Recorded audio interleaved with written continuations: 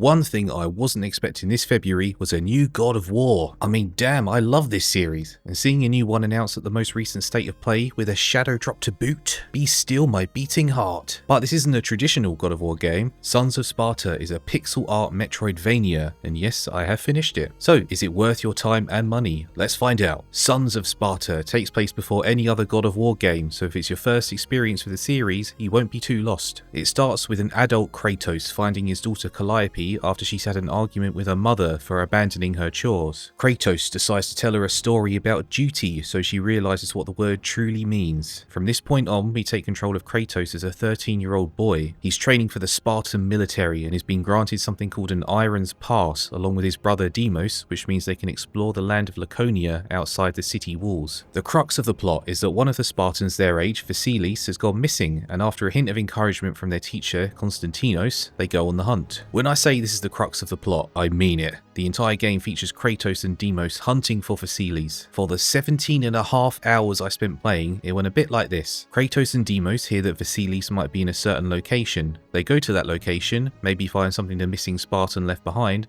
but he's not actually there, and so they move on to the next area. Rinse and repeat. That happens for 17.5 hours. Maybe more if you're going for everything. Sure, there's a little more to the story, with various characters popping up here and there, to sprinkle a little bit of character development on top, but overall, this isn't as epic as other games in the series. When it finally ends, you might just say, huh, that's it? And I swear, if I have to hear Kratos and Deimos talk about duty or responsibility one more time, seriously, the amount of talking in this Metroidvania game is crazy. Every 5 steps, not literally, but it certainly feels like it, you'll be forced to put down the controller and watch a cutscene where the characters deconstruct the entire culture of Sparta. Sometimes I just want to kebab some minotaurs, you know? What's more, I don't think the voice acting is quite as good as other God of War games. Not that it's bad, but I don't feel like it's on the same level as the Norse duology. But there is one exception, T.C. Carson. The original voice actor for adult Kratos is back, and every so often you'll hear him and Calliope talk about what's going on in the story. Carson does a standout job here, he really does. The character is much more fatherly and much less angry than he would become during the Greek saga, and Carson pulls it off incredibly well. It's a side to Kratos we haven't really seen before, not in this era anyway. I genuinely loved hearing the conversations between him and his daughter, and it makes what happens to them during the rest of the series even more tragic.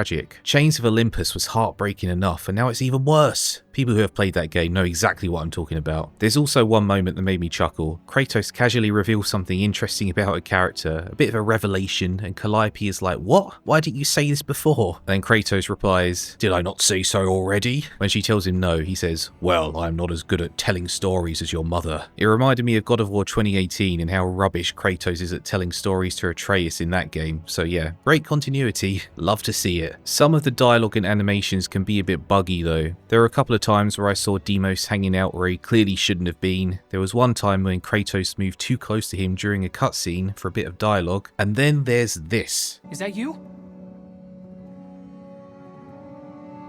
A little too clearly.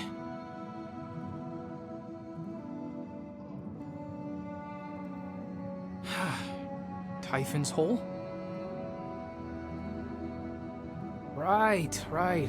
But looking for lion's hair with the eyes of the bust. That is what we were taught.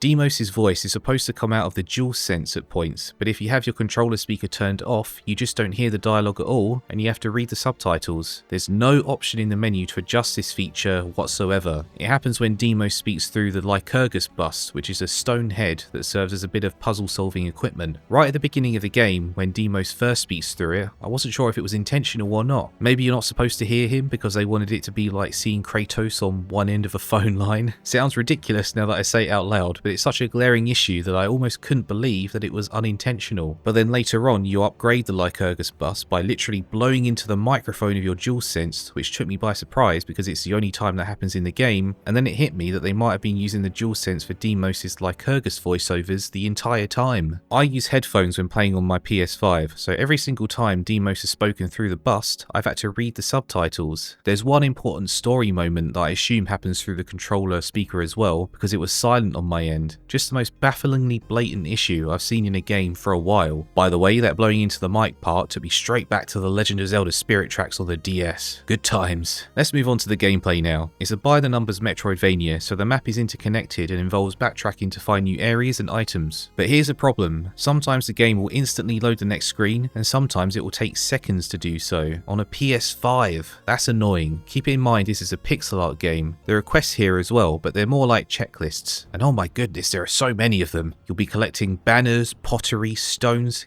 cats, and most of them don't have any meaningful impact other than giving you more blood orbs, which act as the game's experience, just like God of War 1, 2, 3, Chains of Olympus and Ghost of Sparta. You'll eventually gain the ability to travel between temples that are scattered around Laconia, and then later on you'll get an even better ability to travel to any campsite you've rested at. Campsites act like bonfires or sites of grace from Elden Ring, where you can level up your abilities and enhance your gear. Being able to fast travel so easily between them is an absolute godsend. Unfortunately, the skill tree is pretty lacking. You only have one main weapon for the entire game and one shield to go with it, so there isn't a lot to choose from. Oh, you do get some sandals to be fair, but while they are cool, I wouldn't call them a weapon as such. The combat gets a bit repetitive as a result, and there's a lot of it. The game is stuffed to the brim with enemies ripped straight out of previous God of War games and wider Greek mythology. A lot of them are spongy, so you need to be constantly attacking and defending with your shield. Parrying is important, but the timing is a bit hard to get right unless you find an upgrade that makes it easier. You can also buy and find equipment that attaches to your spear, which changes the moveset slightly, and that's cool. The main problem I have is that the movement and combat can be a little stiff. It doesn't flow as easily as something like Hollow Knight, for example, or even post Symphony of the Night Castlevania games. There was this weird issue I noticed where the enemies will sometimes freeze during a fight, and I don't know if it's intentional or not. It could be that the enemies have been staggered, I don't know. Earlier I said there was only one main weapon, but this game does have Gifts of Olympus, which are sub-weapons that also act as puzzle-solving equipment. I didn't use them too much in battle because I preferred using the spear, but your mileage may vary. One thing the game didn't make very clear was that there are certain obstacles these gifts can get rid of only if you upgrade them to a certain level and gain the ability to do so. For example, the Sling of Apollo can activate these switches, but it can also cut through metal grates if you upgrade it and use the secondary ability, which the game didn't tell me. And if it did tell me, well, I missed it. I also noticed that if you hit an obstacle, it will flash a certain colour that corresponds with the colour of the gift you're supposed to use to break it. So if this door flashes purple, that means the evergreen blossom is supposed to be used. And if it doesn't break it with a standard ability, then you'll need to upgrade it and use the secondary ability. Got it?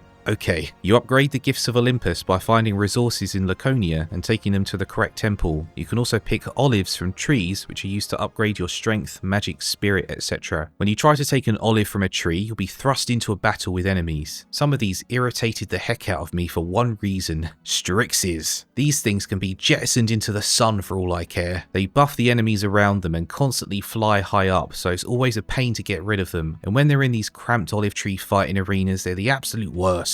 One other thing I disliked about the combat is the color coding, and when I say that, I mean the enemy's moves that can't be blocked or evaded or parried. Yellow moves can only be parried or avoided, blue moves can only be blocked or avoided, red attacks can only be evaded or avoided, and purple moves can only be avoided. In the heat of battle, it's hard to remember which is which, but also I'm pretty sure I've parried blue moves numerous times. The whole thing feels needlessly complicated. Evading is not the same as avoiding, by the way. Evading is when you dodge with the circle button. Avoiding is when you literally move out of the way. I say this because it confused me at first. Aren't evading and avoiding synonyms of each other? Anyway, let's talk about the visuals and sound design. The pixel art is really cool. It's not the best looking game I've ever seen, but it does harken back to the days of the early PS1, which is what Megacat, the developers, were going for. It's a bit too detailed for the PS1 to be a perfect match, but the vibe is there. My biggest problem with how the game looks is to do with the frame rate. What is up with all the stuttering here? Even the credits stutter, which is impressive. It's obviously stuttering because it's loading, as it appears when entering certain screens and goes away after a few seconds, but this is a pixel art game on the PS5. It shouldn't be stuttering at all. The soundtrack is great though, which I suppose shouldn't be a surprise because it's composed by Bear McCreary, who did the music for the Norse duology. However, it often has NES style bleeps in the background that seem a bit too retro for the PS1. It's a bit odd, but apart from that, it's great. Very bombastic and clearly inspired by the Greek saga. Sometimes the music didn't seem to loop correctly correctly or play at the right time, but that's not a massive deal, especially compared to the other issues I've talked about. After you beat the game, you unlock a mode called the Pit of Agonies, which is a challenge mode I didn't get any footage of, but you basically fight enemies, choose your reward from a choice of 2, move on to the next floor, and so on until you win. You know, standard challenge mode stuff. You can play this in co-op, which led to a bit of annoyance for some players who thought the listing on the PS Store meant the entire game could be played in co-op. No, it's just a challenge mode, and that only unlocks after beating the game. It's not my thing, to be honest, but it's cool that it's there. Overall, this game is a bit messy. It's a cool idea, and I did have fun with it, but it has its problems. The bugs I experienced, like Deimos' voice coming from the controller speaker, even when turned off, are a bit baffling considering this is a PlayStation Studios title, which implies a level of polish that's greater than your average indie game. It's also very long for what it is, which is a never-ending fetch quest for a Spartan we know nothing about other than the tiny fragments we're told by other characters. But it is nice to see more of Kratos and Deimos' relationship, which is something we'd seen very little of until now. It also makes Ghost of Sparta more gut-wrenching than it already is. Now, should you buy it? Well, I think if you're desperate for more God of War, then this could be an alright purchase as long as you temper your expectations. You'll also need to be able to enjoy the Metroidvania format where backtracking is a major part of exploration. If you enjoy Metroidvanias and don't know anything about God of War, this could be an interesting way to start the series. I'd be fascinated to know how someone reacts to the original trilogy after playing Sons of Sparta as their first God of War game, although to be honest I'd probably recommend that you just start with the first God of War game. It's £25 in the UK, $30 in the US, so it's fairly priced I think, because there is a lot of content here. I think it's cool that Sony let this game happen though. According to Megacat, they made the first move and the project grew from there. I hadn't heard of Megacat before, but they definitely have potential as a studio. They just need to tighten things up a little bit. But anyway, I hope you found this video helpful. If you did, don't forget to smash that like button and subscribe to the channel. Thanks for warping with me to the land of Laconia. Have a great day or night wherever or whenever you are, and I'll see you next time.